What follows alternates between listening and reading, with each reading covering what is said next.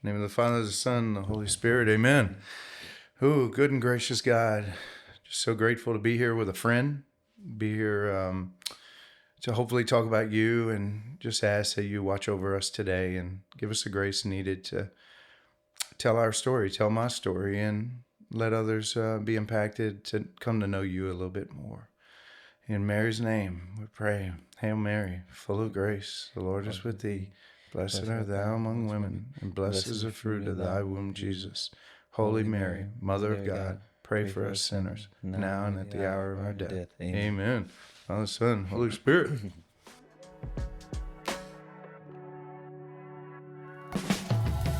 Hey everyone, welcome to the God Made Self-Driven podcast. This is Dustin. This is a podcast where we talk about the transformative powers of faith, family, finance, fitness, and fun through the lives of everyday people. We're rooted in a Catholic worldview. However, we welcome all people from different backgrounds and beliefs in a spirit of unity, curiosity, and inspiration. And today, like always, I'm excited because God's been blessing this podcast with some amazing guests. And today we have the owner of a Winnington Vet Clinic. Hopefully I said that right. But he's also a striving man of God, a great leader in our community, and it's just a great, partner in my mission, I guess you can say, which y'all know more about. But without further ado, I'd like to introduce Paul Winnington. Yeah, thank you, Dustin. I'm excited. I'm fired up to be here with you. Yeah, me too. I'm all giddy inside because it seems like every time God brings us together, someone's crying or someone's or someone's might be me. Maybe I could finally make you cry. Oh, that's easy. That's easy. Or God showing up in some cool and unique way. Yeah. So thank you for being here. Of course. I'm fired up, man. Yeah. From a distance, I've admired you and just your walk, your journey, your daily kind of grind, always from a distance. But now as I get to know you and kind of experience where you're moving hearts, man. Yeah. And so I'm just thankful to be here with you. It's been cool. So how was your morning? How many animals you worked on this morning? Quite a few, actually. This morning was good. It was a busy day. It's been a weird season, more teaching in the way of these younger veterinarians. Yeah. So that's been a gift and certainly like a new ask that's different for me. I'm normally the doer, just getting there and do it. And so it's been a cool season. So grateful to have them and grateful just to, be needed and be desired and have young people that want to do our, profession of veterinary medicine. It's a joyful field, but also a stressful and emotional field. Yeah. So it's been cool. Yeah, so unique. We had a guy here, Landon, earlier, and that's kind of where God has him. Y'all about the same age, and it's like learning to raise up others and not that you're going to stop doing what you do, but you're going to have more people that can do what you can do, and do it with some excellence. So listen, man, I know you as a husband and a brother in Christ. Many people in our community know you as a leader and a generous person. But before I knew you, before you was, a leader in our community and a husband, you started somewhere, man. Yeah. So can you kind of share with us a little bit of like your upbringing and kind of how you got into, working with animals and all that fun stuff? Sure. Yeah. Grew up in Lafayette, right up the road, but kind of feels worlds away. Just the pace, not New York, but it's certainly a busier pace of life. But I grew up with old school parents. Greatest gift ever. Yeah. Most people aren't fortunate to have parents like I have. I mean, I'm blessed beyond measure, as well as my sister and brother. So there was three of us. I'm the baby. I was a rascal. I was a knucklehead. I was an idiot, full blown, in so many directions. But my parents knew when to push, when to pull, and when not to say nothing, because they'd have pushed me farther. Dad was, my dad's 83. So he was 40 whenever he had me. And my mom and he, have been married forever. So just super fortunate, raised, super faith-filled.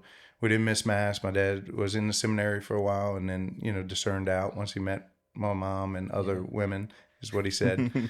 Just the discovery of, knowing that wasn't the right place. He was one 100%. Of the old seminarian where they went straight out of high school. So they went to Fatima. Oh, wow. And then, so he discerned out and he went in the Air Force and did a few things and then came back to UL and just a great human. But my parents, kind of entrenched in us just faith. They didn't pretend to know everything. Yeah. In fact, they, were very open about the things they didn't know. And they never told us life would be easy. They tried to make it easy, but they, we weren't the most fortunate people in the world. But we didn't know we weren't loaded. Like my parents drove old vehicles, and they just really focused on the family unit. And so my brother is in Lafayette back again now. So we're so pumped to have him the last 8 or 10 years now. And my sister moved back as well. So it's just it's a grace. It's not perfect. No family's perfect. I can tell you that much. But they, we try and stay as together as we can. Yeah. Understanding everybody's at different phases of life. But yeah, it's a joy to think back on. And as now being a parent, you realize how much they did with what little time we're all allotted. You don't even think about that. I'm like, how did my parents make it to all these events and work? My mom taught at UL forever as a speech pathologist. And, it was just I pray that my kids can speak a tenth as highly as I speak about my parents. Yeah. Where did you end up going to high school? What did y'all? I went to Lafayette High. Yeah. We went to Fatima. All of us had a choice to either go to St. Thomas More or Lafayette High or wherever. But we went to Lafayette High, and ironically, my sister and brother both went there as well. Okay. Teachers were surprised whenever they met me. My brother and sister were 4.0. It was great, brilliant. Yeah. And then they'd meet me, and they're like, "You can't be related to me. There ain't no way you're related to Matt and Rachel." Just because, high school years, I didn't care. Yeah. About anything. You know, sports, and that was it. Yeah. And like really hunting, fishing, like just. School wasn't on my priority list. Yeah. And so it was a little bit of a rude awakening getting to college, but I was fortunate to have a dear friend that I moved out. I mean, I was 17 and I'm like, I'm out. I'm rolling. And my sister was out of the house. My brother was out of the house. It was just me, and what an idiot. I should have just stayed. But, right. You could have had everything. and they didn't kick me out. My parents were so good and kind. But I moved in with a buddy who, friend of mine introduced me to, and man, it was his gift. He was studying to be a veterinarian. That's kind of how it collected. But he was much older, and not much. I hate to call him old, but Scotty's probably 6 years older than me. Yeah. And he had been trying to get in, and he was like, "Whatever you do, don't mess around. Get a 4.0. Like, get your grades, because they will not." He had everything, but he didn't have his grades. The first 2 years of college being like what I'd have done. Yeah, right. So as he being my roommate and just a model of like, study. I don't care. Yeah. We're all partying. You study. He would point me in the right direction. So that was good. You went to UL? I went to UL. Yeah. I did 3 years there, and I finished, and then went to vet school because I knew I had so much more time to come. And so UL was great. I mean, it was good. It was first year or two, a little bit of, partying and that, but I calmed it down and really just narrow focused in. And then moved to Baton Rouge in 2004 and went to the veterinary school there. I was blessed to get in, again, by the hand of God only and by my buddy's like direction. More than mine. And probably my parents praying for sure. But yeah, I made it through. And at the time, Casey, who's a veterinarian that works with me, who was a Boudreaux and now is an Alamo, her and I would just get to be best of friends. And so we would study together and like literally would keep each other in, line step with school and just processing. And so it was a good season. Baton Rouge was fun. I had fun in vet school, even though it was a time, it's a challenge. And certainly, you're a machine. No doubt. But it was a good season. And then was fortunate enough. I mean, I grew up, so back up whenever I was 15, talking about wanting to be a vet. I wanted to be. I was going to ask you that. I was going to go back, but I was like, when was that moment you knew you wanted to be a vet? So I wanted to be a trash man, and then I wanted to be a vet. Hey, there we go. Similar. So they were still riding on the backs of trucks, which I still want to do. But, trash men were cool. But Grandpa and them had horses, cows. We always had dogs. And my next door neighbor, I'll never forget, had a horse that we'd always go visit. And we're in the middle of Lafayette, but we had some acreage and neighbors had some acreage. So we still had kind of the last farms in Lafayette Parish and, or in Lafayette City. Yeah. And, the vet would go out there and it felt a calling like, well, that's cool. You get to go to people's homes. You get to, and then after our dogs had gone through some issues, meeting other vets, Dr. Scott Broussard is a dear friend that literally, like, he was young. And I'm like, dude, he's got a joy about his profession, and he stayed up doing surgery on our lab that got hit a few times. And so, 2 times? Yeah, she got hit like 3 times, but they don't learn, people. So it was just a calling, like literally from a young age, and then it just stayed. And my brother went, biomedical, well, he went electrical, computer, then biomedical engineering, and then med school. And I was just like, vet school. Yeah. It was a gift. Yeah. So I was able to finish early through college, knowing I had 4 more years to come, and went to summer schools, did all the things. But we did all the things. But certainly young and a gift. I mean, so many people don't know what they want to do. And I know. I appreciate that. I can see that. And I was just fortunate. And my wife also, Leslie knew young what she wanted to be and was able to just stay on mission.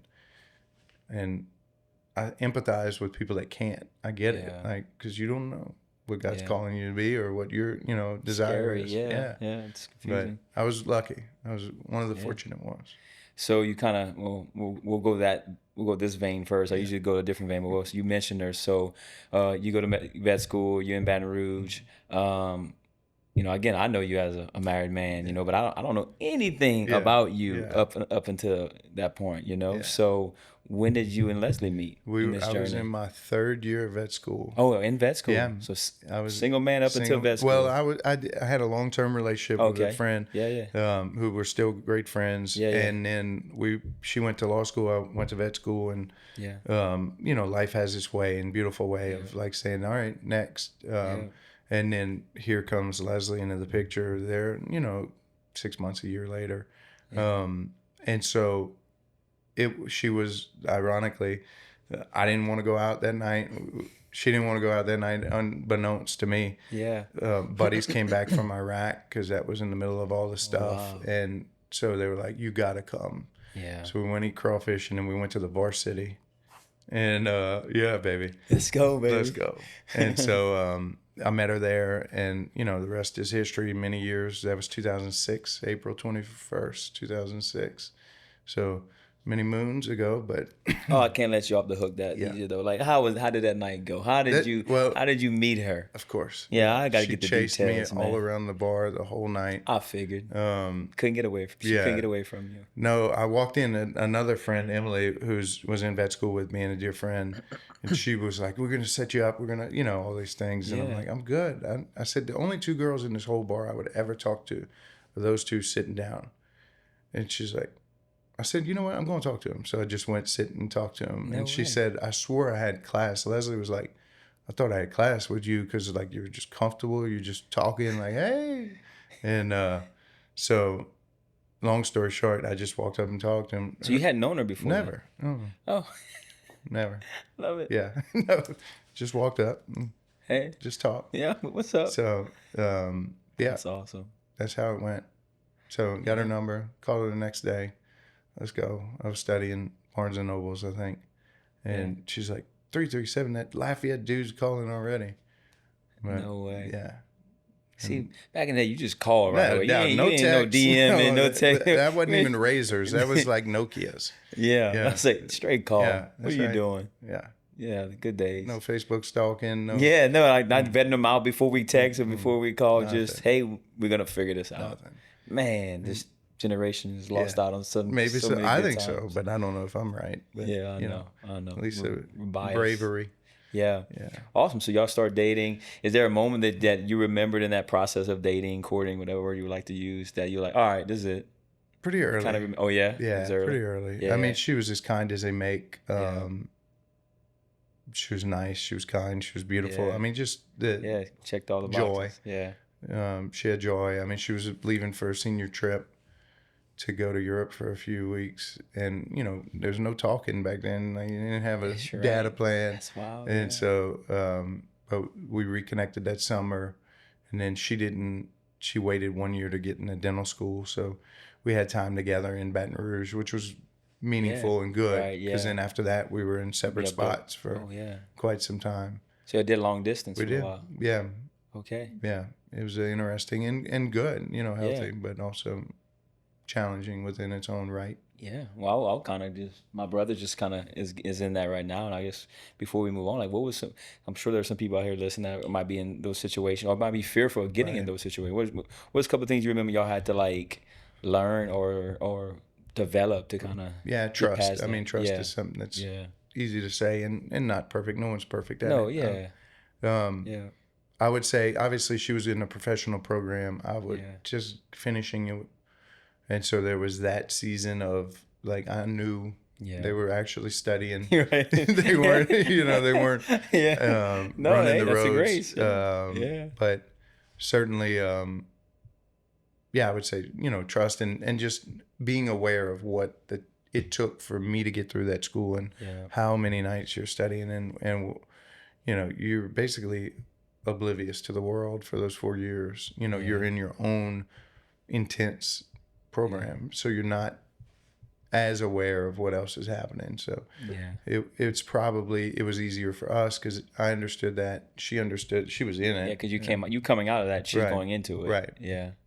And then just knowing, like, if it's meant to be, it's gonna be. If it's not, like, despite all the ways that we try and screw it up, I try and screw it up. You know what I mean? Because we're humans and we're not perfect. But it was definitely just those graces and trust. Like, look, she has a purpose, or he has a purpose for being where they are at that time, and just commit to that, and it'll work out. Yeah, our own fears get in the way, you know, naturally. But awesome, man, awesome. Okay, so in med school, well, not med school, you graduated, you're working, you met the love of your life. You know, y'all growing in relationship and whatnot, and so as that's going, you know, it's obviously God Made Self-Driven podcast. You know, where is your faith walk in all those years, right? Where's your relationship with God at leading up to meeting her, as meeting her, you know? God's funny, man. Like, he's got a way to, like, impart little seeds, and then later you recognize, whoa, that was huge.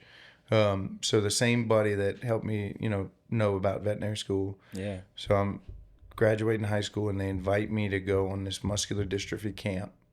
And this is 2000... I think it was the first one, maybe 2001. And that rekindled my relationship with God and my awareness of, you know, again, my parents, we didn't miss Mass. And even through college, I was pretty doggone faithful. Yeah.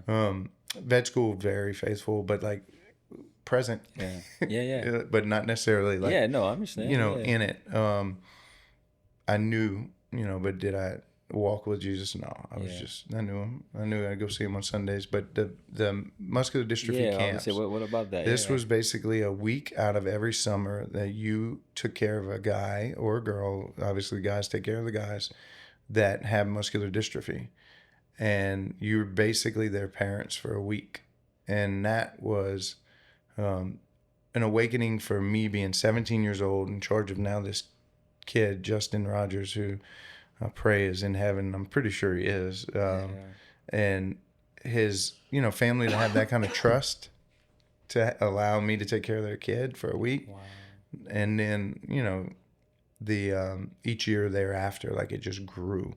And throughout the year we would get together. But that was beginning moments of me recognizing, like, I've got something to give to this world, in that you just give these people joy and you let them be them. You're just a background character in their life, but man, you get so many fruits. And, like, God would show up relentlessly at this camp. Like, it's unbelievable. I didn't miss him, you know, all the way through vet school.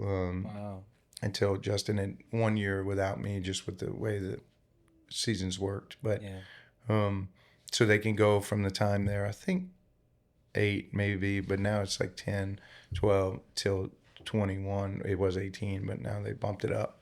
But these kids have, you know, debilitating. A lot of them, like Justin, had Duchenne's muscular dystrophy, and this claims lives. Like, I mean, he couldn't wipe his butt, he couldn't brush his teeth, he couldn't.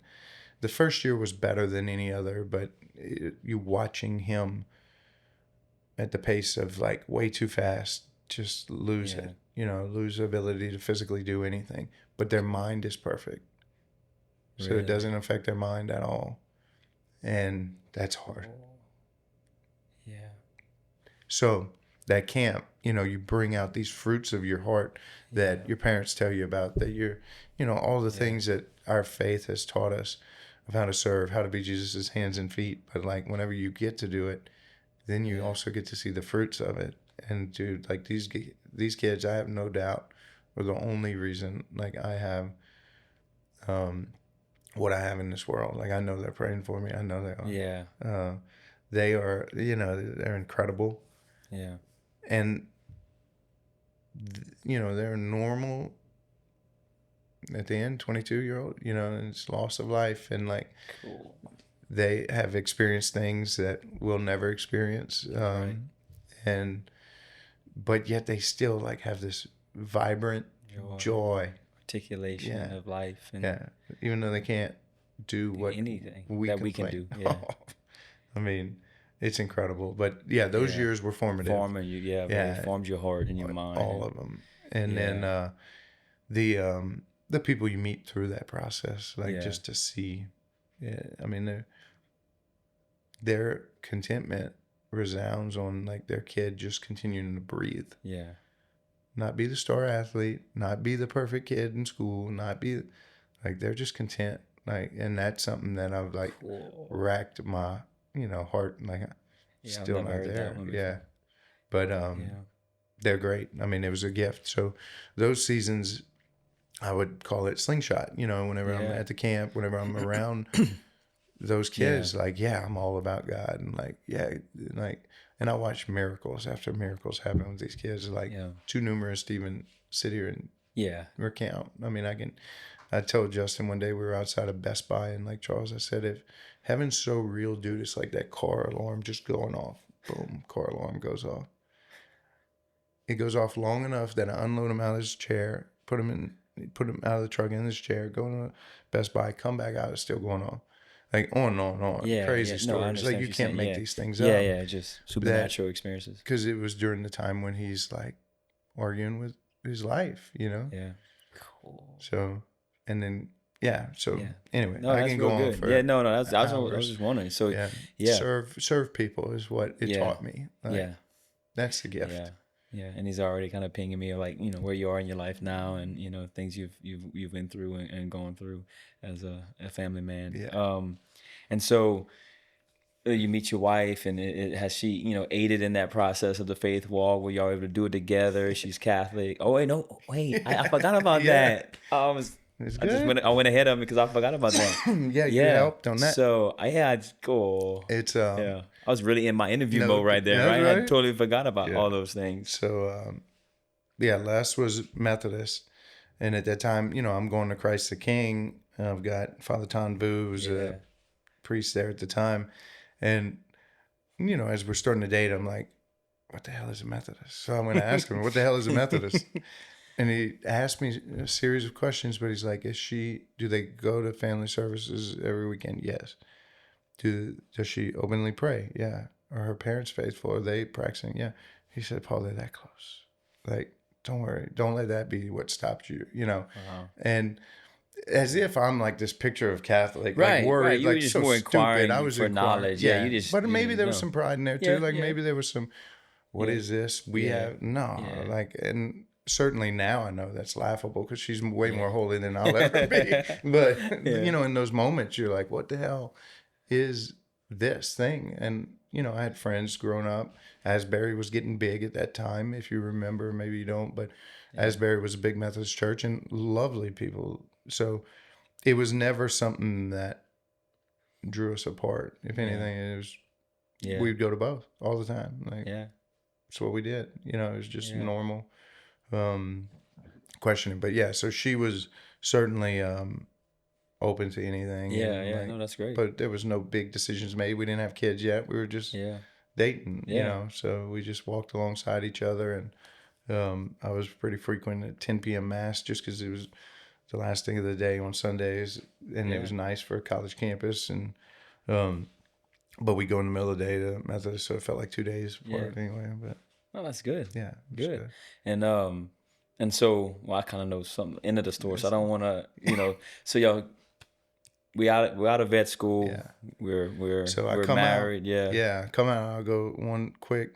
So the reason I'm in Abbeville, my at the time girlfriend's dad, who's from Abbeville, was like, "You want to be a vet?" And we were more friends than anything. He's like, "You got to go work with Clyde Prejean." Okay. And so I'm like, all right. I'm like 15, 16 years old. Oh, no, this is early. I'm a baby. Okay. High school. And so I start driving down here, and I'm like, this is it. And I had been around Broussard and a few other veterinary clinics, and they were cool and awesome. But I'm like, mixed animal, because that's what triggered my heart growing up was the cows, the horses, and as well as dogs and cats. But certainly he did it all. He did large animal, small animal, everything. So I start working with him, then go to vet school with the intent of coming back to Abbeville. Like that was really, so that was always the vision as well. Way before even meeting Leslie, that was the view. And in some ways, it was also like some of the finality with the other relationship was, I don't want to live in Abbeville. I'm like, I do, and it's just parting of seas, and it's good. It works out. Yeah. But it was. So then I meet Leslie, and we're dating and getting more serious, and she's now in dental school in New Orleans. I'm finishing up, and I come back and I start working in Abbeville with Dr. Prejean, who had sold 2/3 of the practice at that time. So work here for a while, and then there was some disagreements and some things where they didn't want to sell the other 2/3, but they wanted, all the stuff that business has. So I left, and I'm like, and I promised her, hey, if this doesn't work out, I'm gonna come to New Orleans until you finish. So I actually moved back in New Orleans. God's got a sense of humor. I moved into my old girlfriend's dad's house in New Orleans. Oh wow, okay, that's funny. While the house she lived in while she was in law school. Okay. And so wow. No, and she came back to Abbeville to work as a lawyer. Cool. God has blessings all around. Wow. And then the end of the story is she ends up back in New Orleans. I end up here. But for a year or 9 months, 10 months, I lived in New Orleans, worked there because Leslie was there. Yeah. But I'm living in the house that my old girlfriend lived in. Yeah. But it was really her dad's house. Her dad's house, like still a mentor. Tommy Rogers is like my man. A mentor of mine. So interesting. God's got jokes, y'all. Just stay tuned. Just stay tuned. Like he knows what he's doing. Yeah. But the beauty is, after enough time, 2009, I was able to buy the clinic. So I moved back from New Orleans, still dating Leslie. She still got 2 more years of dental school. She's like, yeah, go. Like, it's good. I'm like, all right, I'm about to start this clinic. And it was a ride. It was a turbulent ride. Oh, yeah. Turbulent ride. But Casey, backing up even further, Casey went to UL with me. We got really close through vet school and studied together. She comes out of school and works with me and stayed during the time when I was waiting to buy it. So she was still in Abbeville the whole time. The structure, the organizations and stuff. And so she's been there since day one. And she is literally my foundation at the clinic, in so many beautiful ways. And so she's the only way I get to do half of what I get to do. I was about to say she's a saint. Big providential piece and all that, Big. So a little whirlwind there. But now 2 years, Leslie stays in New Orleans. I stay over here. And those seasons were bumpy. I mean, 2009, 11? 2009 to 11. Yeah. And they were bumpy not only from the business. I didn't know nothing. Yeah. You talk about not knowing how to run a podcast. I didn't know how to run people. Right. I didn't know nothing about balancing, checkbooks, of course. Yeah, exactly. But running a clinic. Yeah, budgeting, finances. And then, but I did know I'd show up. Yeah. And I did know I'd show up tomorrow if God gave me the ability. Yeah. And that was my just go head down, not perfect. Lots of mistakes, lots of things I knew better, but Yeah. you did them anyway because you're stressed, not much sleep in those Yeah. seasons. I lived in apartments behind Shucks forever. Really? Oh yeah, like I didn't Yeah. need nothing. I lived at the clinic, but Yeah. you know, Well, yeah. Just it's drive, just walk across, yeah. drive across, whatever you want to do. So it was a interesting season, and like Yeah. jokingly and not jokingly, Leslie was like, "If you'd asked me to marry you during those years, I don't know if I would have." Like straight up, Oh, because you were a wow. crazy man, like Yeah. just trying to figure it out, just trying Yeah. to get So y'all to weren't it. married yet? Nope, we didn't get Okay. married until she finished school. So she Okay. finished in 11, and we got married Wow. in September of 11. So yeah, Timing of everything, yeah. the Oh, ask, everything. and her willingness to sit, Yeah. Yeah, right. with the crazy man. Sit and stay. With the crazy man. Yeah, I mean, it's a Yeah. season. It's Yeah. something that Yeah. I don't know that there's prep for it. And I was 24 Yeah. years old buying a clinic. You know what I mean? Like, Oh yeah. Like you barely leading yeah, yourself, and now you got to right, lead right, finances and right. people. You know. Um, Yeah, that's so I don't call myself wise, but I'm a whole lot wiser than I was. right. You experienced. Yeah. You seasoned. Awesome. And so y'all, she moves She back, moves back, and then you moves to propose. Maurice. Oh, Yeah, moves to Maurice. yeah. Okay. So she, I proposed. I don't remember the exact. She would kill me, but it was Yeah. on my birthday weekend because I didn't want her Yeah. to think about it. Yeah. So she thought it was about me. Ha, that's smart. Yeah. And then, so we got married in September of 11. She was working in Lafayette. Yep. She was working in Lafayette for a guy that had a practice that she worked at in Baton Rouge, had a practice in Yeah. Lafayette too. So she worked there for a while and then, had the ability to purchase Dr. Gordy's old practice in Abbeville with Monica. Oh, Her and okay. Monica Blancas and or Broussard, and then Hypno in. So they're in Abbeville now. So That is Abbeville, awesome. here we came. Yeah. Everybody. Yeah. Your business, Love her it. business. Yeah. You just you pretty much have planted here. Yeah, fully. I'm starting to understand now, like Yeah. all the dynamics of what I know now. Like I Right. didn't know any of the background, Yeah. any of this. Well, that's awesome. Okay, and then life starts happening, right? Life happens. Life. A little more peaceful, Yeah. but still bumps, big Yeah, bumps. yeah. Oh, yeah. Some of the stuff I'm more privileged to, I guess, you know, this part of your life. Start having kids, Yeah. all that fun stuff. So 2011, we waited, we had some time till 2015, January. Yeah. But we were, Leslie had bought her practice with Monica and Hip in 2013. So we're just like young professionals working Doing our it. butts off, Yeah. nonstop business, Yeah, and developing a life. Yeah. and then kids, for the blessing it is all. And we go in for the first ultrasound, and I said, it's going to be twins. And she said, What? shut up. I said, I'm telling you. And sure enough, it was twins. How did you know? Just No clue. He's not like, we just No trying to fake clue. this. No, He's like, I there's no walked clue. in, He said, like I just felt like I need to tell you it's twins. Yeah. I know what that is now, Yeah. but that's awesome. Yeah. And so we did their first scan, second scan, their third scan. They were like, hey, obviously Leslie's a type 1 diabetic. And so we were going to high risk doctors already, just since a kid, she was high risk in pregnancy. So they send us to this fetal maternal specialist, Dr. Scott Barrio, who we've become dear friends. And when he does a scan, he starts like, you see concern. I'm not an idiot. Yeah, as a man, you can sense it. And seeing enough ultrasounds and things, and he starts kind of describing, I don't know what's going on here, this or that, and like just fear.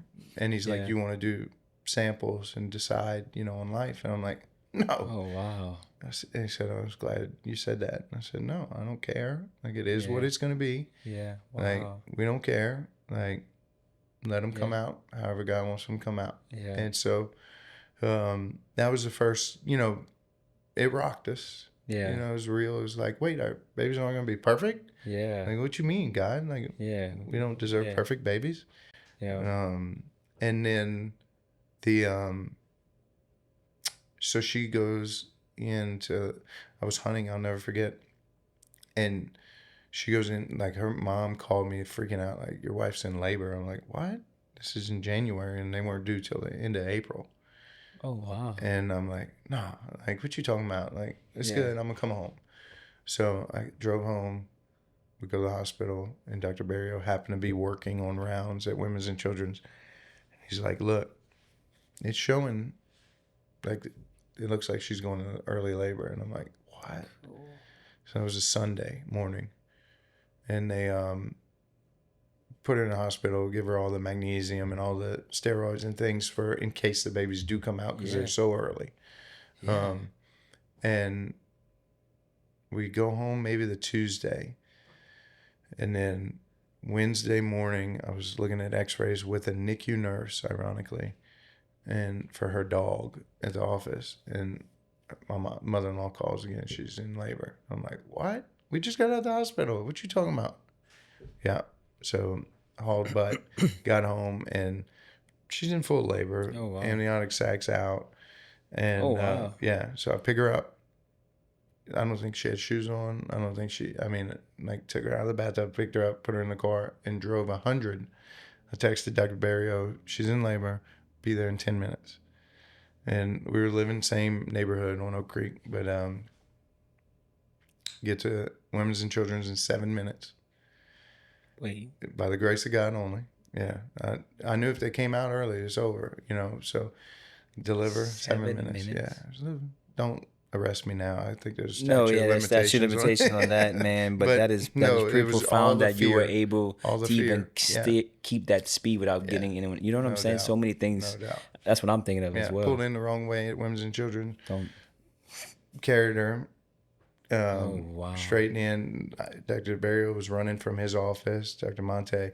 Anyway, get in. Just blessing, that we were in the right place. And by the way, if you don't understand how fat, that's like over 15 miles at least. Yeah, at least 12, 15. Yeah, at least 15. It's fast. Yeah, it's fast. Okay, mother-in-law was in the back seat saying, "You're gonna kill us." I said, "Put your head down." Yeah, we're getting there. Yeah, I mean, just not to. Yeah, I just want to highlight that. Yeah, don't do this, people. Yeah, please don't do this. But it was needed. It was necessary. Yeah, it was necessary. But yeah, so I get there. So we get there, carrying, deliver. They, you don't know what's going on. It's just chaos. But there's 45 people in this room. Like, it's unbelievable, the service and the beauty of these people. Yeah.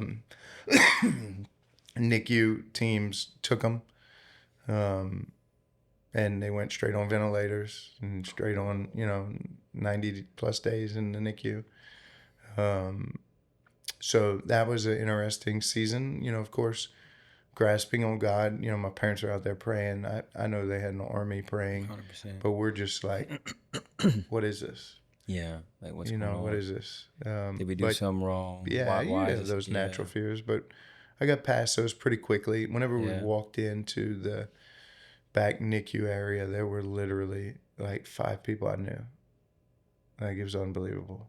Like. Wow. Either went to school with them or clients. So there was a peace that comes upon, like, okay, God, you're here. I got this. Yeah, he's in this just somehow. Knowing that. But Charlie and Chandler were born. Chandler first, then Charlie. So that was January 22nd, 2015. And, praise God, they're alive and well. But lots of news came, pretty quick, pretty rapid of, their heads are this, their shape is off, and just, I'm like, look, I can't take any of this right now. Like, I'm just need a break. Keep my kids alive. Yeah. And, I stayed in there. I never left. Reverted back to what you learned in the camps. Yeah. Yeah, just a grace. Just keep them breathing. And surely, a day or two later, start taking ventilators out. Then they stayed on oxygen 90 plus days, but they were able to, you could see a child instead of just intubation and all that stuff. Yeah. And then you just start seeing just the beauty of which these people are literally like fighting for our children, like around the clock, day in and day night. It was one of the most impressive, things that I hope nobody has to see, but certainly, like their ability to care for them there. I mean, these kids are tiny, they were huge because later we find out why, but they were 3 pounds, which is very large for 28 weeks, 27, 28 weeks. Yeah, halfway. But almost. yeah, they were 3 months early, but they were certainly, they were big, which was a grace, but they weren't, they're still tiny, 3 pounds. Yeah, no, yeah, I mean, we're saying tiny. big, yeah. But as you see other children there, and we did, and we had to see, kids that didn't make it, and that's out of this world. Something that why I'm a vet and not a human, MD. One child lost and I'm out. But they fought, and these people were literally Jesus' hands and feet, like day in and day out, and like we went through some pretty good emotions through those periods, but they were just there, you know. Drive there, I'd go in the morning, I'd go in midday, and I'd go in the evening every day. And Leslie as well, just to, I don't even remember those days. Right, but you just were there. Yeah. And so 90 something days later, we get them home. Oh, wow. I'll never forget, like, you had to sleep one night there, and then they're like, they're yours, and they were quiet, everything's good. Put them in the car, it's good. Get home, and just all hell breaks loose, screaming. You didn't realize. I looked at her, I'm like, where's the nurses? Yeah. Wow. We don't know what we're doing. Yeah. But, cool.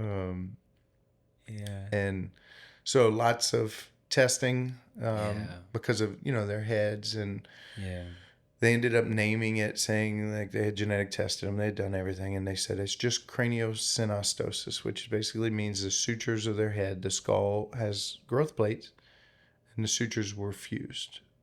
Okay. And they said they're identical.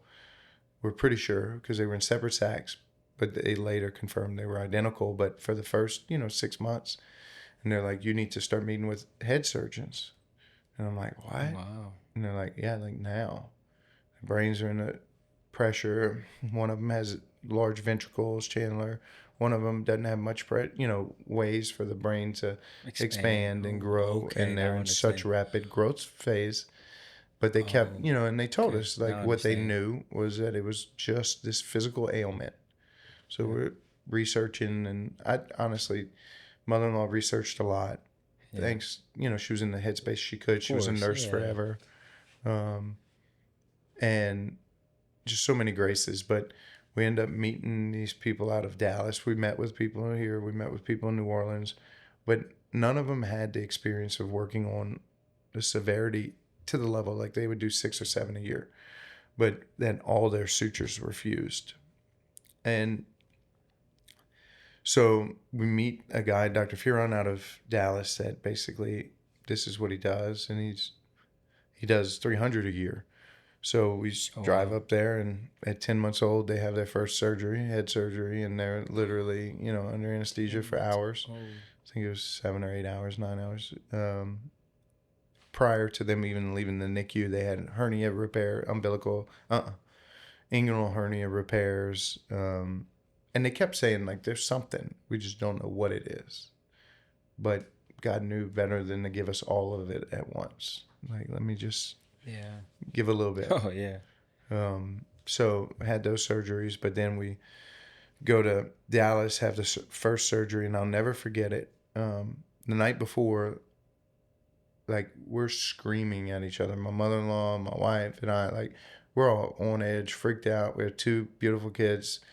But, like, fathoming going under surgery, and they're talking about blood transfusions. They're talking about, all the things, any surgery, but multiply it. We're talking about taking apart the skull, peeling the whole head forward, and breaking the bones, and then putting it back together. 10-month-old kids, twins. And so anyway, just worry, anxiety, all of it is like on us. And, but we were able to get to the hospital without killing each other. A lot of peace. Yeah. But the first people I see, it was at 5 a.m. Leslie and I walk up, and there's this couple holding a kid in one of the front little sagittal things, the little baby deals. And so I'm just talking. I'm trying to get out of my own head, and just so I go talk to them. Oh, hey, it's y'all's first surgery. It's ours. And talk. And then all of a sudden they're like, no, it's like our 40th. It's like, what? I'm like, yeah. Their baby had spina bifida, was born with his intestines outside of his body, had like 40 surgeries. This kid was 10 months old. 10 months old. Might have been a year and a half. Yeah, no, but it doesn't matter. Yeah, not 2. Yeah. And I looked at Leslie and I said, if we ever complain about whatever God puts in front of us, remind me of this couple. And like now we just think, I mean, thankfully, the joy, they were joyful. They were like helping us, like, oh, it's going to be okay. I'm like, yeah. Like, I was thinking I was helping them. And God's like, no, you idiot. You're the one that needs the help. Yeah. Look, pay attention to these people. Yeah, like, I'm going to show you something. Yeah. So wow. that was, and then thereafter, I mean, MRIs, we had MRIs leading up to that. We had MRIs after, and you have to sedate them every time, of course, knock them out for an hour because no kid's sitting still through that. Of course not. Then they had another surgery at 22 months old, head surgery as well. Then they had another one, I don't remember. Yeah.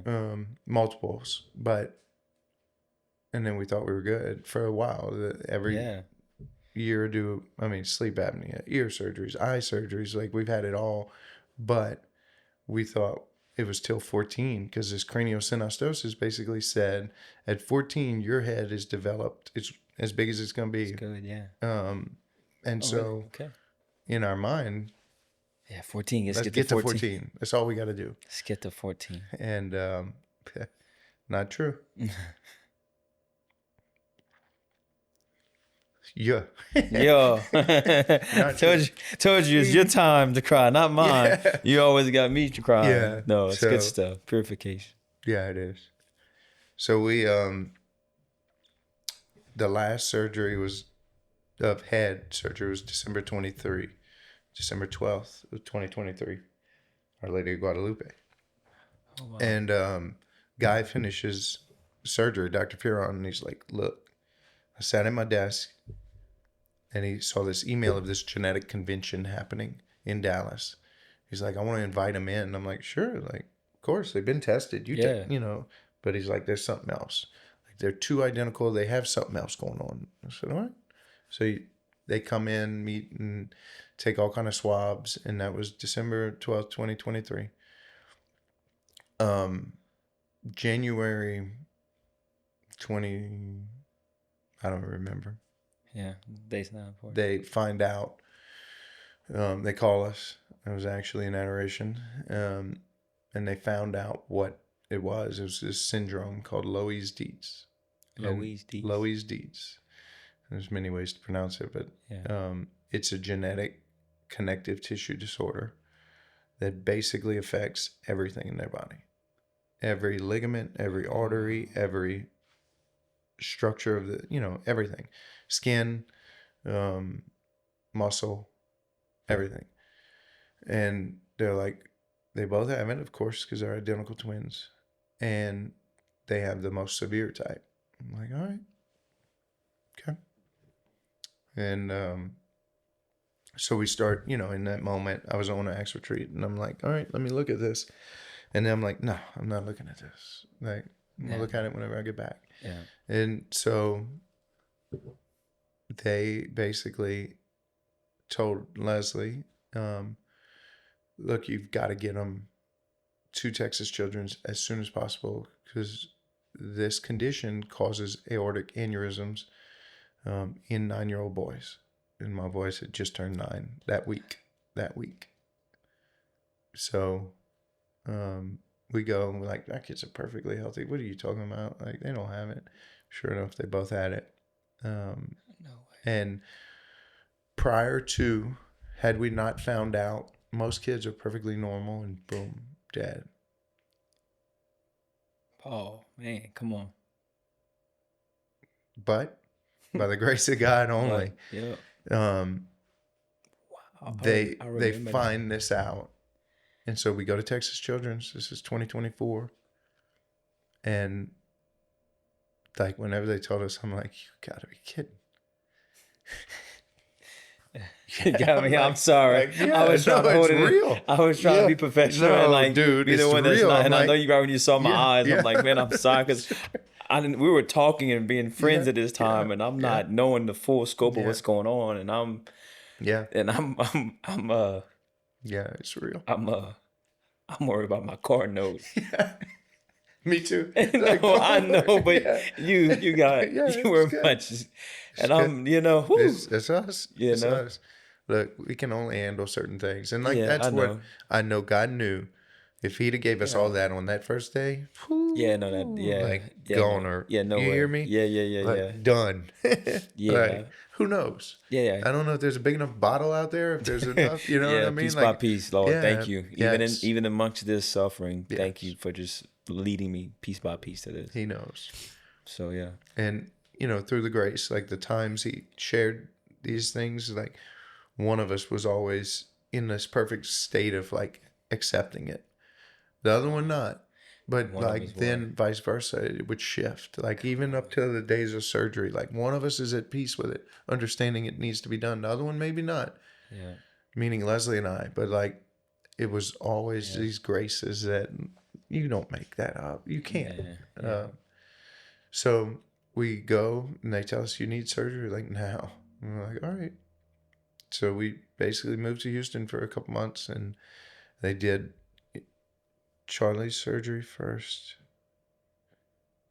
God, if God gives me good amnesia for these events. No, that's really that's a grace. And then Chandler's, if I'm not mistaken. Yeah. And then there was a kid in between because of an emergency need, but they basically replaced the whole top of the heart with a synthetic, the aortic root, reconnect the coronaries. Like it's unbelievable that these people can do that. Yeah. And then we go for follow-ups a month later, and they tell us we're not leaving. Yeah. Like, there's no chance. And I said, no, we'll come back next week. We'll come back whenever you tell us. Like we didn't even bring clothes. Yeah. And they said, no, you're not understanding me. I said, well, I got the family with me. I've got, I don't have anything packed. They said, go home, get your clothes. Y'all gonna be here a while. So I drove back. Leslie's naturally, like, what? And I'm like, look, you just stay. I'll haul it back to Abbeville, pack bags, and I'll haul it back. Yeah. I think I took Chip with me. And so they do another open heart surgery where with their syndrome, they the connective tissue basically in the heart itself, one of the little pledgets had pulled through, so they anchor their new graft down. And thankfully it was just on Charlie and not on Chandler. But we somehow, they found it before it caused a big problem. Yeah. They were able to start him on blood thinners before it threw a clot, because that was a big concern. And then they were able to go in and repair it right whenever we thought we were climbing out of this whole hole out of this, just trial. Yeah. And yet we're right back in it. And naturally, a lot of questions, a lot of fears creep back up because we thought what we did, and then as we learn more about this syndrome, these problems don't end. It's a guarantee for more to come. But God can do anything. We know that. I don't box God in anymore. Yeah. So we double down, prayers, and double down, the ask of the community to surround us again. Because truthfully, through those, times, as I even think back now, like that summer of 24, we had a lot of peace. Like even being in Houston, away from the practice. Yeah. I had never left my business. Leslie had never left her business. But then I'm like, God knew what he was doing, because who could have left for 10 weeks, 12 weeks and not be in the best case, hey, we understand you're going through it, but like we need you to be present. And the grace of, the clinic holding us together, the grace of the prayers of this community. Yeah. I could write a book, on how do we feel peace even though we're in this complete turmoil, like washing machine. Yeah, it's only God. I mean, it makes no sense. We lived in an apartment across the street from the hospital, and we literally that was our daily, walk back and forth and split nights. And the first surgeries, I mean, we left. Chip was still in school, the youngest. I always feel so bad because Chip's like this forgotten. Pulling around. He's pulling him along the way. Just, come on, bud. And yet he's so good about it. But we left him back here with babysitters, for a month and a half, and while we're over there just handling the fires, and he was at peace, thankfully, but still wanted us naturally. But of course, yeah. And after this second surgery was in the middle of summertime, which was nice to where he could come, so he spent a lot of time with us. It's a road, but again, that team, the Texas Children's and Dr. Higgy, I mean, all this cardiovascular units, like Ben Jacobs, I can name people that have literally delivered the hardest news we've ever had to receive. Yeah. And yet, like, they didn't promise us, that they could do everything, but they certainly said they'd walk with us. Yeah. And that's like the journey. Like, I may not be able to fix you, Dustin. I might not be able to even, but I'll be here. Relieve your pain, but I'll be here. Yeah. That is the Christian journey. I mean, what you've, like, period. And it certainly, like, transformed, our hearts as I, like, think back to, like, I don't even know if I would recognize me. I mean, and we didn't even talk about Calyx yet, but we're good there. Like, I don't even know. Yeah. Like, all those little moments, muscular dystrophy kids, my parents, all those things that allow people to just stand when asked through a trial like that and through a trial of today. Yeah. Well, I was thinking about that as you kept explaining the story of the journey with your wife and your kids and all that stuff, and how God even prepared you before you even know. Not to say he prepared you with all the answers, but he gave you those moments with those kids and the retreats, and then the faith background of your parents. The retreat just blows me away, because then he sent you two little angels for you to do the same thing too. That would be called your own. That blows my mind. Yeah. I mean, I would not be anything without those years, of just seeing people that don't have and yet are grateful. Yeah. And so it's like this constant battle of, like, what do I need to be able to be grateful, or what do I, like, nothing. Like, I've got his breath grace in your lungs. Yeah, I've got his grace, and obviously my wife, who is literally in a slingshot straight to heaven for putting up with me and the kids, and just the it's preparation. You don't even realize you're being formed. Yeah, right. No, that's what I'm saying. You didn't know what was going on. No clue. Thought we'd had healthy ball kids, literally, who love sports, my kids don't. Yeah. I mean, and by the grace of God, only because, like, they can't play contact sports. We put them in t-ball, we put them in basketball, we put them in everything. Yeah. They just didn't like it. Yeah. What if they'd have loved it and, like, literally had an injury that is done? Took it away from them. Yeah. And, like, so it's all these things are aligning of, like,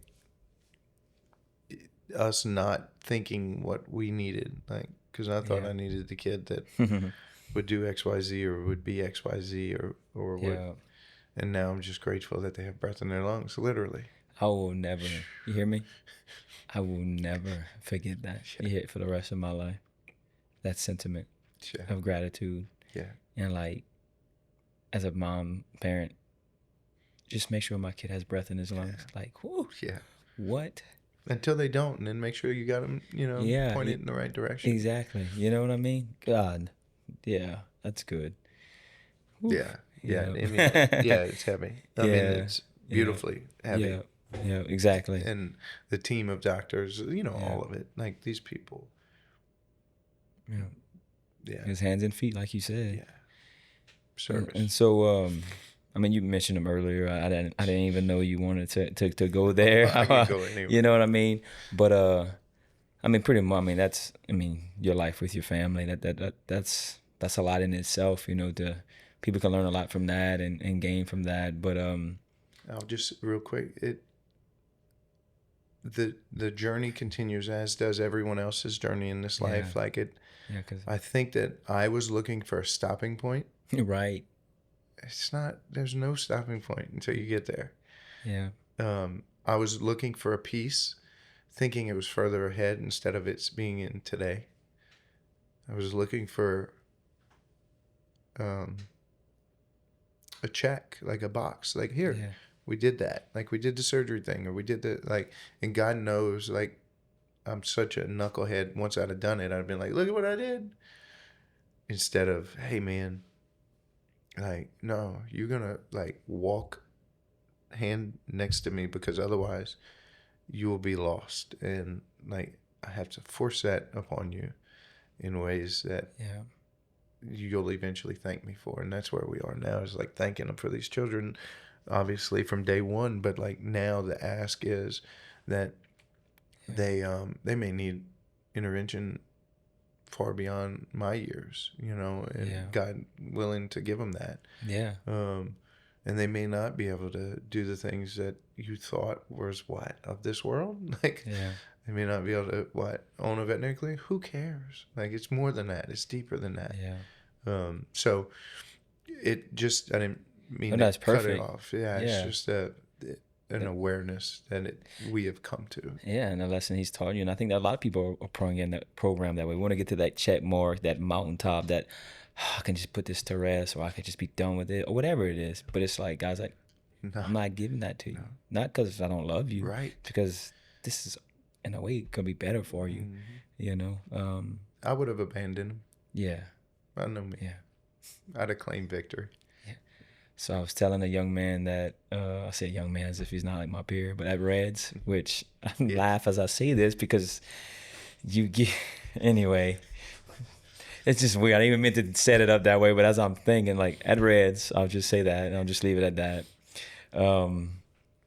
He's become a friend, more than a friend, you know. Like he's had, you know, suicidal ideology, and just anyway. But we talk. Like he's my guy. He played in my golf tournament this year, and he deals with like chronic body pain and injuries, like neck, muscle, like arm goes numb, and he's had his moments, and then he's having another moment, and he's getting to the point of like a little despair, and he's like, oh, like, what if it never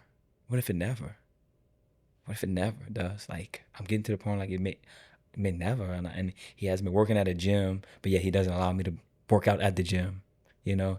I have to see all these people that are able, and I'm unable, and all these things, like, and like, I really care about my body. Like, I want to take care of it, and what's so bad about that? Like, I can't not want to take care of, and all these things. And he's like, I just want to be pain-free. I just want to not hurt. I want to, he said, everything I fall in love with, he takes away. And I'm just like, and I just throwing these deep, real hurts. And I'm like, I was like, dude, I was like, man, you know, I understand, like, I empathize, like, I get it. I said, but what if you were healed completely? Never, ever hurt. Would you still talk to him as much as you do now? Because you told me, like, you even feel guilty now, like, in your pain, you don't go to him. So what if you never felt anything? I said, what if you'd felt like Superman, got in a car because y'all were going somewhere? It's because you felt like Superman, you got in this car to go with your friends, and you got in an accident, you know, or because you're feeling these pains and because you're feeling these aches, you can't go do certain things, so you're not going to certain places. And maybe that's saving your life, you know, because if you felt completely painless, you would have went to a place that would have harmed you one day. I'm just saying, you know, I'm just, you know, kind of like so what real. You're saying, like he may 10 lepers, and how many went back to Jesus? He went back. To thank him? Come on. Like, you know that would have been me. Like, like, he did that for me, but I'm good. I'm good now. You know, and I think, you know, that's where that young man's like journeying and trying I get there. You know, I empathize. Like, I get there, and like, those are real questions, but I always like challenge myself, like, Paul, your little finite mind will never comprehend the infinite. Yeah. And like, but also the love that I feel, like, even for my children, like, it's nothing compared to what he has for us. Like, individually, for you, for me, for everyone, like that. And the same mind that's like trying to understand that depth, like, I always just try and like realize what he has done, because it's hard to be grateful and anxious, you know, at the same time. It's so I get there and like I empathize with that man, because dude, like, yeah, I feel you. Like, literally, you know, like that's what we're told. Like, hey, right.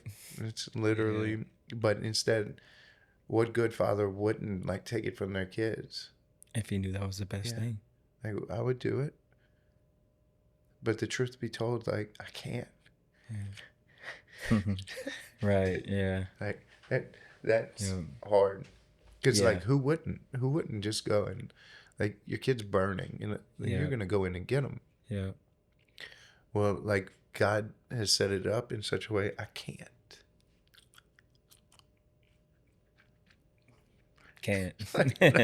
Like, I gotta just sit. Yeah.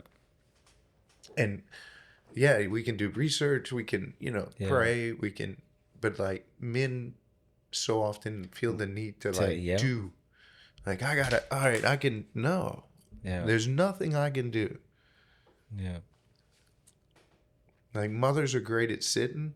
I've had to learn how to, you know, it's not a nature that is in us. That's right. Yeah.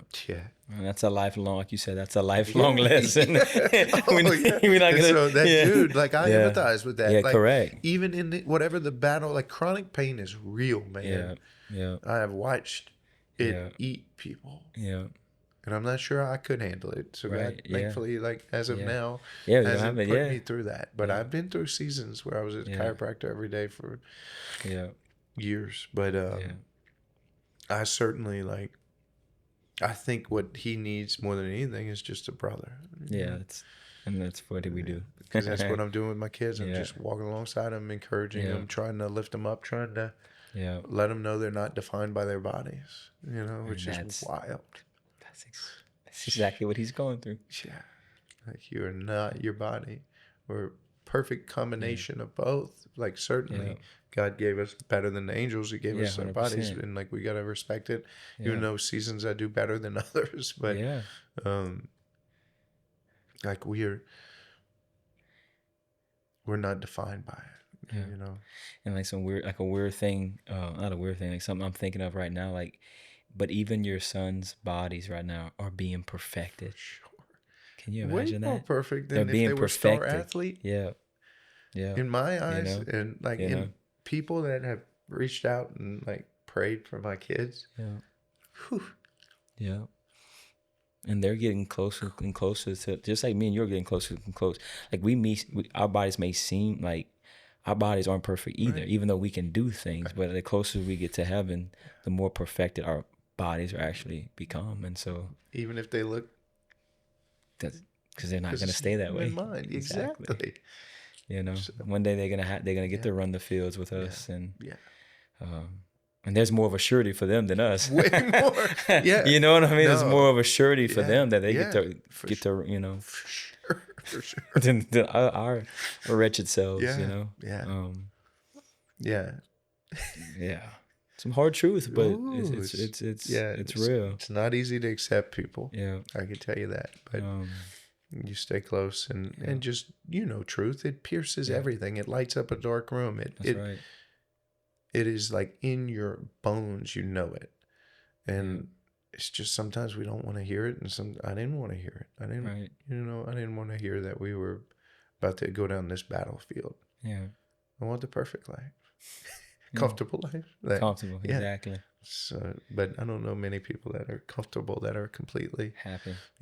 And fulfilled and alive. Yep. Well, man, not to change the subject. No, that's but I would say, like, this is one of your, you know, when it comes to life moments, these are one of your toughest moments. I guess you can say trying moments. But there's another moment you kind of touched on. I really don't know much. I mean, I know, but I don't know. Right. You know what I mean? There's There's another thing that's happened close to home. So Justin was, I had to experience so much loss with the muscular dystrophy kids, and Justin really helped me through seasons of just recognizing we're not our bodies and that there is a better plan at play. And then, just walking with his family gave me tools that I didn't think I'd ever have to use again. Gave me faith I didn't think I'd ever have to express activate again. Like you just hope that was a season, and Justin's in heaven and his family's miraculously beautiful people. But January 27th 2020 came, and so that's in the midst. I have my kids. I didn't know the involvement of the Loeys-Dietz diagnosis. I didn't know, we were going through lots of surgeries, but I didn't know this was a lifelong thing. Yeah. But we have this young boy, Ryan McLean actually asked me to hire him because he was friends with him, and Ryan had worked at the office forever. And he said, man, I've got this young boy, Calix James Broussard. He doesn't know nothing about cows, Paul, but he'll do anything. I said, all right. And he's just a good dude. Yeah. I said, okay. I said, we'll hire him. So he comes, and he was just a light, man. Yeah. He was a bright light. Calix was calm, joyful, not over the top. Like he wasn't going to barge in the room. He was just... Steady Eddie. Steady. This dude, oh man, we had some laughs. We had some joy. So he starts working with us, and he worked for us, man, 9-10 months. In that season, I moved him out of his parents, out of his dad and stepmom's house, to an apartment, because like his dad wanted him to work offshore, and I had never met his dad ever, and he's just like, what are you doing working at this vet clinic? Like, you graduated high school, you just graduated VC, or whenever we hired him here, he was graduating. Yeah, I think it was a little bit before, in his senior year. And he's like, I'll just do this. I'll be a veterinary assistant, knowing it was just a stage, but it was working towards something. And so he became like my guy. I mean, he'd ride with me everywhere. He was just joy. But he got in an automobile accident right by the office, right by the golf course. January 27th, 2020, coming to work 6:30 in the morning, and he and his 2 dogs passed away, along with the other driver who had crossed the line in a curve. I'm sure it was a complete accident, but so said impaired. But they all met the end of their life that day, and it wrecked us. It was the greatest, just hurt. I had experienced Sawyer Lums, who was my next door neighbor. Yeah. I have videos of him playing with the twins whenever they were just born. But this was different. This was different. He was, Sawyer was young. It was unbelievable, greatest gift of, community. But Calix was 18, working with us.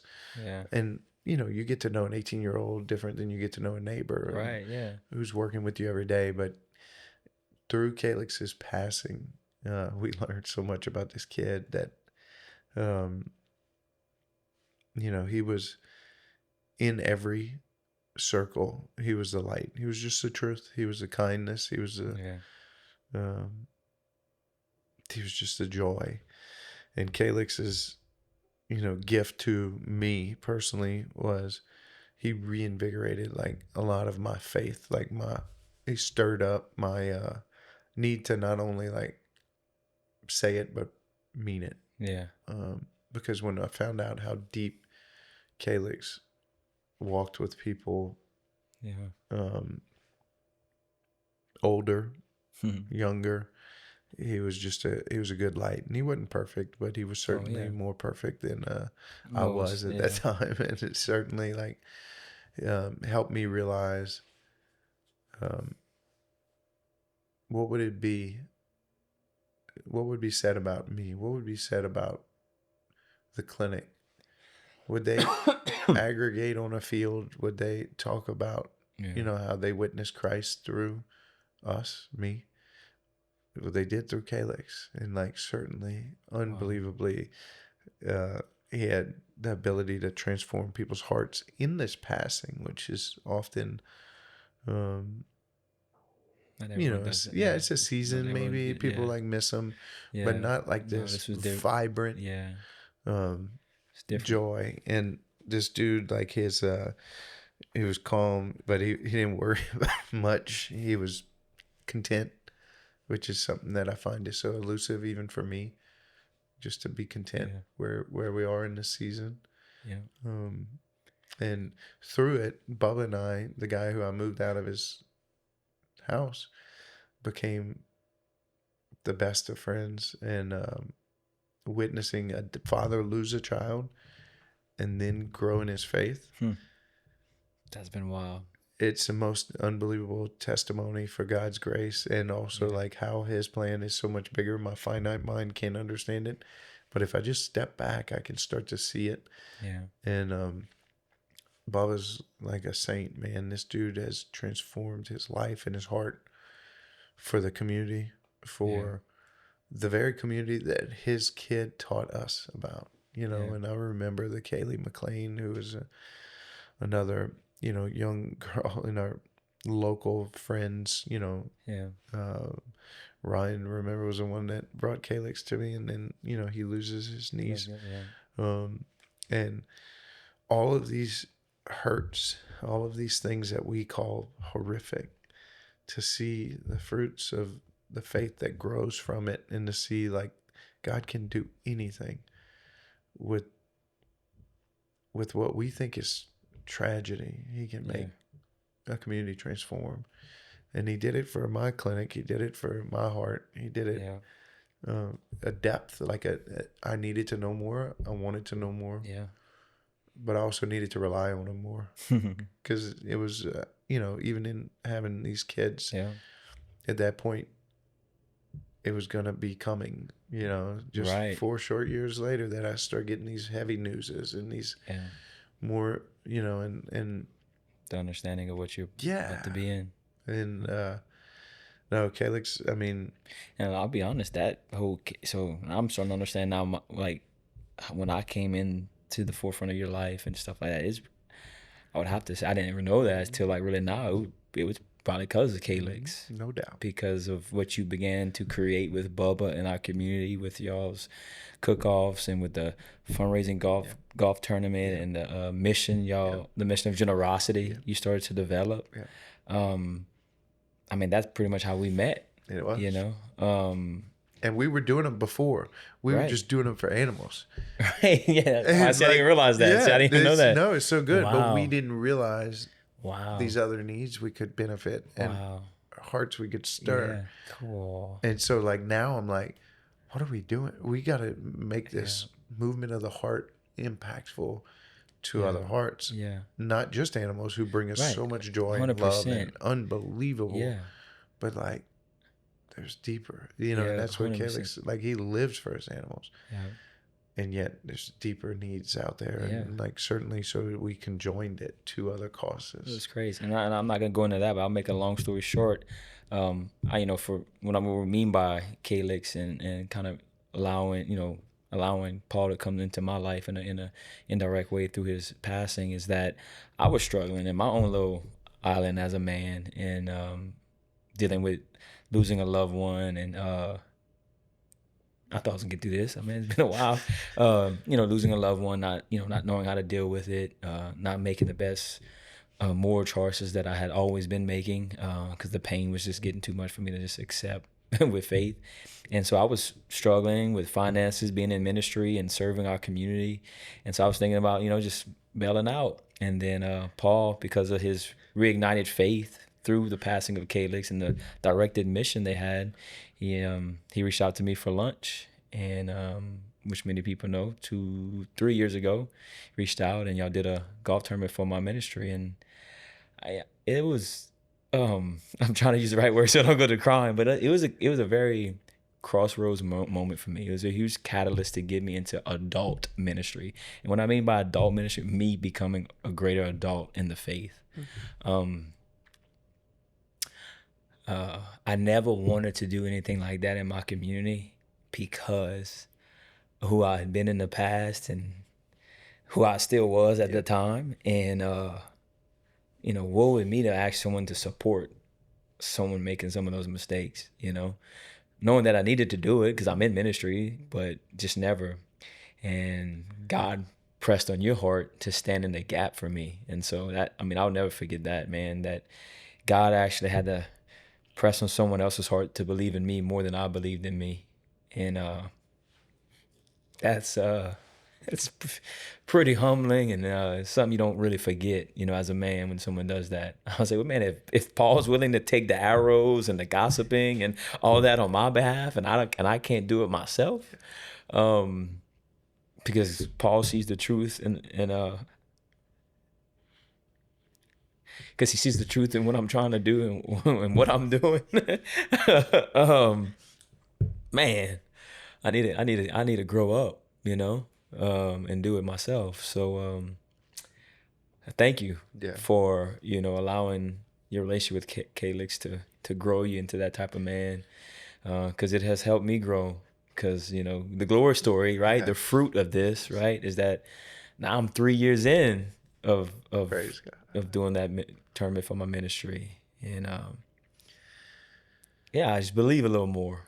God doesn't call the equipped, he equips the call. Amen to that. It's so real, man. That was Calix, though. His infectious joy and love for people was like, it was past anything. And he would tell you he was a knucklehead at times. Like, he wasn't proud in that way. And like, so I refuse to sit in judgment or sit in whatever. Yeah. Let that voice get too loud. Yeah. Because I'm like, I am broken. I need help. Yeah, I'm trying to tell you, the person that's putting me back together. I didn't say I'm together. Right. I said he's putting me back together, and he's doing a decent job of it, and I want you to experience him. Amen. And his name is Jesus Christ. That's right. Yeah. That's it. Like, exactly.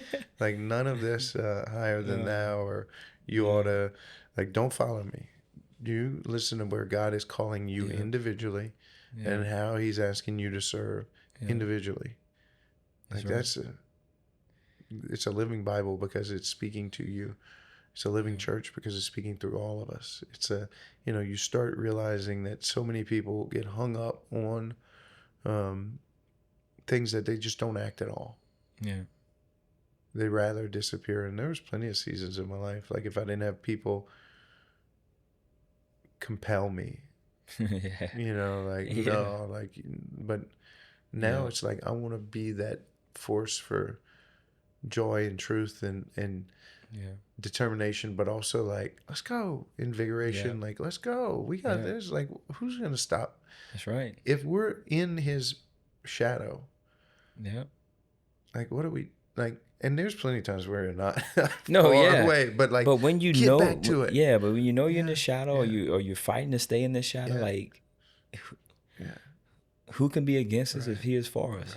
Truthfully, and like. That other dude's voice is loud too, so you're right. It requires brothers. Yes, it does. It requires, Bible studies and like these intimate moments where you realize you're not alone. Yeah. Because in case y'all don't know, like, whatever sin is out there, I've probably done it. Like, quit feeling these ways in which you're not worthy, because you're not. Like, truth is, you're not. That's right. But his grace covers it more. Like, evermore. I think that I often forget, like, it's his grace is that big. Like, even you think you're gonna burn it up, right? Like, look at Peter. Like, go through it. Just the dudes that witnessed him do all these miracles, and like, their question, do they know him? He's on the cross, and they're like, oh, I don't know who that is. And he lets him be the first pope. Like, what you talking about? You gonna do that? Is going to be outside of God's mercy for you, but you have to choose it. You have to run back to him. Yeah. I have to run back and be like, again. Yeah. And, but what a grace we have that. Like 100%. ability. We got an ability to run the confessional. I did it yesterday. Like we got the ability. It's been cute. Man, Chip, our youngest, the 9-year-old, had his first reconciliation 3 weeks ago. And he's like, hey, I want to go back. I said, let's go. It was yesterday morning. So we went yesterday afternoon. Wow. 3 weeks. I said, Chip, Come if on. you stay in this habit, dog, you're good. No But way. form them. Yeah. I'm not I'm literally just not saying, no, let's stay a little bit longer at home to where we're not early at mat. Like all the excuses. No, 100%. let's go. Open the door for him. Like show the same enthusiasm that if he was kicking the winning, whatever. Yeah. So anyway, it's been a unique, our kids are more responsible for our faith than anything, and that's why God placed them by us. That's right. And then Calix, and then Justin, and like my parents. Like you could go, I can go on and on. Casey, watching transformation of her heart, like it's just like it's endless. Yeah. John, Dominic, all of them. Yeah, through them. It's good stuff. Yeah. Well, man, I always like to kind of close out with a couple of little rapid fire questions and things like that. So we'll first start. You've been married for how many years? 14, right? 11 14 to now. Yeah. Okay. 14 plus, which has beat many statistics already in this generation. And it wasn't easy. You know what I mean? Like for her. Yeah. Right. I understand. Well, I guess much easier for me. That might be the nugget you want to leave. Yeah. But maybe like, one or two things that you've realized that have helped you and your wife get to this point, even in the midst of all these things, First nugget, don't run away from her with your struggles, with your fears, with your, so many times we want to pretend we're good when we're not. And like, that's where either bad friendship or, workaholic or a servaholic, or like if you're not serving your wife, if you're not working with your wife, if you're not, in many years I wasn't, like many years I'm just like answering the phone for anyone else, like clients, like priorities were mistaken. So put them number one next to Jesus, obviously Jesus. They understand, the audience should know that clarification.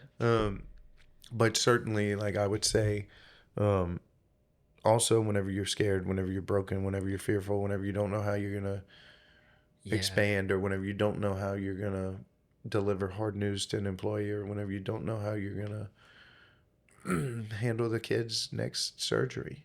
Like, tell them you're scared. Most men don't do that. I was about to say. I don't do that a lot. I mean, it's so countercultural to every music you hear, every... things we've been taught as a kid in sports. Suck it up. Don't be soft. I don't want to hear that. Go over there. Just do what I say.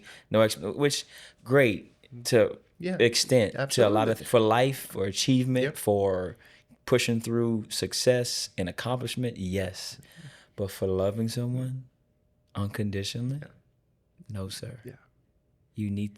I love that. Be willing to share your inadequacies with your significant other, wife or husband. Okay. For sure. Ooh, that's a good one. What's another nugget? All right, I can go to the next question. That's heavy enough. And then I always like to ask the guests, what is your favorite Bible verse or motto that you are clinging to now or have clinged to in the past, if you have one? Cool. Yeah. Matthew 6:34. All of Matthew 6. Yeah. But 34 is, don't be anxious for tomorrow will have its own troubles, tribulations. My grace is enough for today. Like, just, that's what I keep hearing. Like, don't be anxious about tomorrow. My grace is sufficient for today. Like, tomorrow will have its own troubles, but then I'll have grace there too. That's right. And then, I've got piles. The testimony one is a big one, like that I'm just really starting to recognize that, and I don't know where it is, but it's somewhere in Romans that says, our testimonies is equal to the blood of the Lamb. Like our like us sharing, doing this. Yeah. Like you're bringing Jesus to people. Yeah. In our brokenness. because hopefully they see through all the and just hear the truth that they need to hear. No, 100%, man. Well, dude, this has been a gift, man. I really appreciate it. I could keep going, but I get it. Oh yeah, it's probably best I get back. Yeah, no, I mean, what else would you feel that before we go that maybe there's something I didn't ask you that's pressing on your heart? I don't mind. That was another obstacle you remember. Man, I've had like a moment of deep revelation. It's probably gonna be another podcast. You sure? Yeah. Okay. But I do want to encourage you, and I do want to say, let's go. Like, I'm so proud of you. Yeah. Because it is like, this is an ask. This is a need as well. Our community needs it. Every human needs connection. Yeah. You're bringing them that. I mean, from your first podcast, my boy. JT. Yeah, dude. Like, I'm like, like, it's beautiful. And not capitalizing what may separate us as far as the world does so often, but instead just the university of we're a human being made in the image of God, loved by God. Like, bring them together. And like it's a platform, and I'm proud of you. And I know I appreciate bring across all of them. I mean, the most beautiful thing is their heart. That's right. And you're getting to know it, and they're allowing us to get to know it. And I appreciate that, dude. I do. And we'll keep rolling until he tells us to stop. That's right. You know. And I appreciate you for always supporting in the ways that that are unique to me and you, and I appreciate that, brother. Anytime. And if you ever need something, baby, you can holler. All right, appreciate it, dude. Love you, man. Love you too. Later.